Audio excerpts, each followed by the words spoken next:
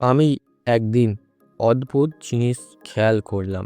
জাপানের রাস্তায় হাঁটতে থাকা মানুষগুলোর বয়স 20 বছর হোক বা 60 বছরই হোক, সবারই বডি স্লিম আর ফিট। কিন্তু আশ্চর্য বিষয় কি জানো, তাদের বেশিরভাগ লোক জিমে যায় না, কঠিন ডায়েটও করে না। তাহলে জাপানিজ লোকেদের বডি স্লিম থাকার রহস্যটা কি? আসলে তাদের জীবনে লুকিয়ে আছে কিছু ছোট ছোট অভ্যাস, যেইগুলি এতটাই সহজ যে আমরা প্রতিদিন করতেও পারবো কিন্তু বুঝতে পারবো না। আজকের ভিডিওতে আমি তোমাদের সেই জাপানিজ টেকনিক বলবো যা তোমাকে জিম ছাড়া স্বাভাবিক তো স্লিম থাকতে সাহায্য করবে। জাপানে দীর্ঘজীবী এবং স্লিম থাকার পেছনে কোনো ম্যাজিক নয়, জীবনযাত্রা কিছু ছোট ছোট অভ্যাস আছে।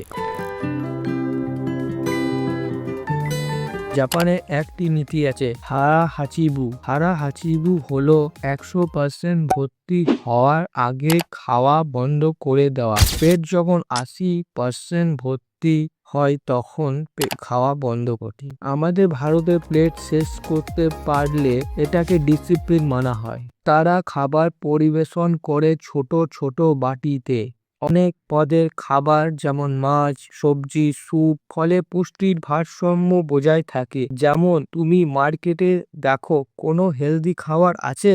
না, নাই। কিন্তু জাপানের মার্কেটে হেলদি খাবার যেমন মাছ, সবজি, স্যুপ কমন, সব দোকানে পাওয়া যায়, কোনো স্পেশাল নয়। এখানে একটি সাইকোলজি আছে, ইজি টু অ্যাভেলেবেল। আমরা জানি আমরা সিদ্ধান্ত নিই, কিন্তু আমাদের পরিবেশ আগে সিদ্ধান্ত নিয়ে নেয়। যেটা সামনে থাকে সেটাই খাই আমরা।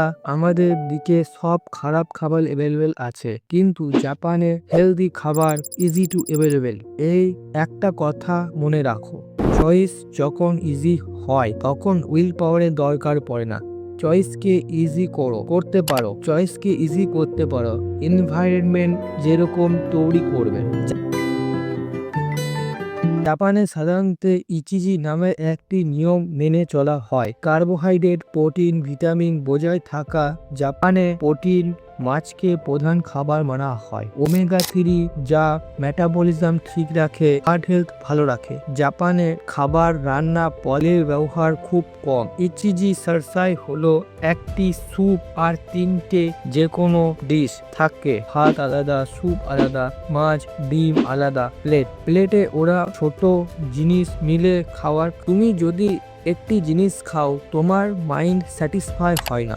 যখন ওদের খাবার একটি থালার মধ্যে ভাত, ডাল, মাছ, মাংস থাকে কোনো কোয়ান্টিটিতে, জাপানের খাবারের কোয়ান্টিটি কম থাকে। তাই যাই হোক, আমি এটা বলিনি খাবার কোয়ান্টিটি বেশি বা কম খাও, আমি বলতে চাইছি ওভার ইটিং করো না। জাপানের মতো খাবার খাওয়ার দরকার নাই, ওদের খাওয়ার টেকনিকটা কপি করো। জাপানের খাওয়ার সময় মানুষকে পাত্তা রাখে, কারণ এতে অতিরিক্ত ক্যালোরি শরীরে ঢোকে না, ফলে ওজনও বাড়ে না। এর কারণ অনেক জাপানি মানুষ বয়স বাড়লেও স্লিম ও ফিট থাকে। জাপানিরা শুধু কি খায় তাই নয়, কখন খায় এবং কতটা খায় একটি জিনিস আছে আমরা না চাইও আমাদের ওজন বাড়িয়ে দেয়, সেটি হলো সুগার।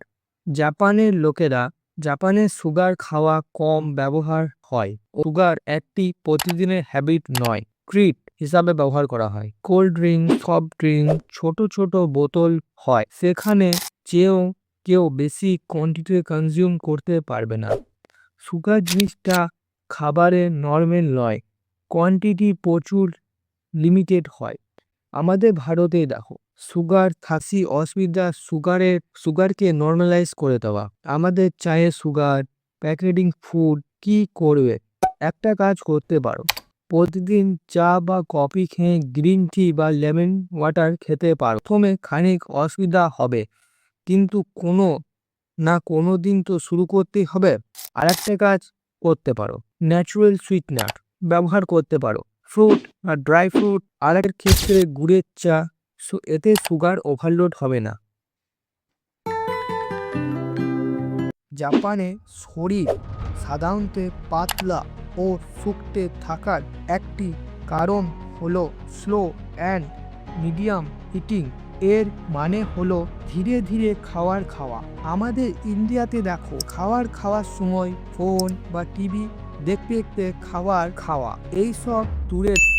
জাপানের লোকেরা খাওয়ার সময় চপস্টিকের ব্যবহার করে, কারণ জানো, জাপানের খাবার ধীরে ধীরে খেতে পারে।